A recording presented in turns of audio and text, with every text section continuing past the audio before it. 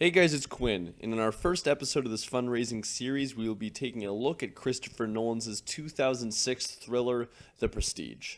The Prestige stars Christian Bale, Michael Caine, and Hugh Jackman, among others, in a film full of themes of deceit and obsession that plays almost perfectly into the backdrop of the world of theater magic that these characters are involved in.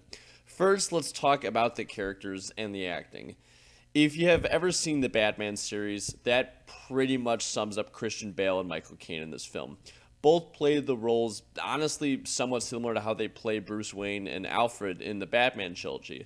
And, I have no problem with that at all. Although it isn't necessarily anything groundbreaking in that regard, it is still top notch and completely enjoyable. It shouldn't really even be surprising, for this film was made between Batman Begins and The Dark Knight.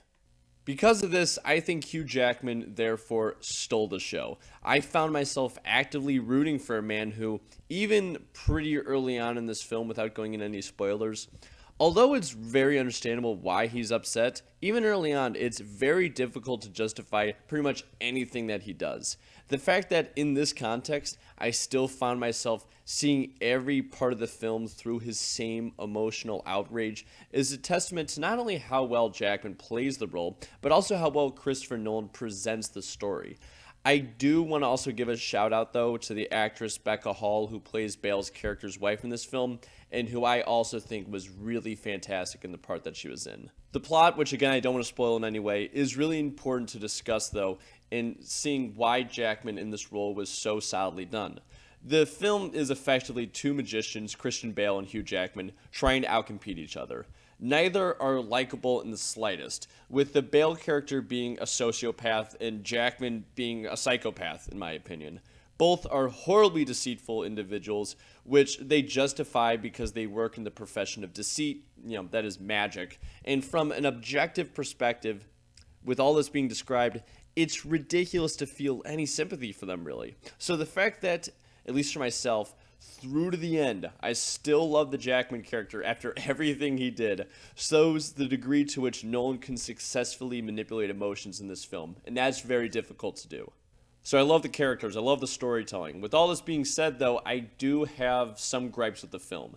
Nolan is sort of incessant to the degree to which the themes of obsession and deceit are forced into the film. Heck, if you read Michael Caine's lines just by themselves raw, you'd think you're reading a philosophy novel. Combine that with the fact that the Edison to Tesla metaphor to Bale and Jackman was, in my opinion, pretty in your face, and it just all seems a bit much. If the themes weren't so aggressive and numerous, I think there'd be greater clarity overall in the story.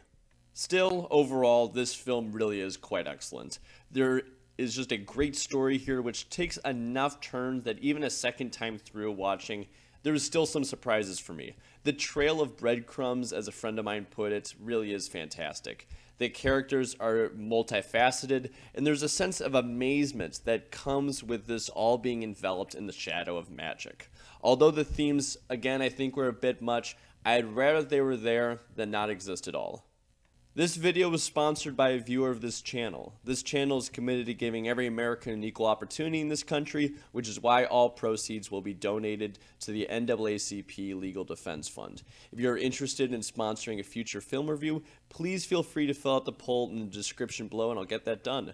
Thank you for watching, and remember, black, white, left, and right, we're all in this together. Appreciate you guys watching, and I'll see y'all next time. Ciao.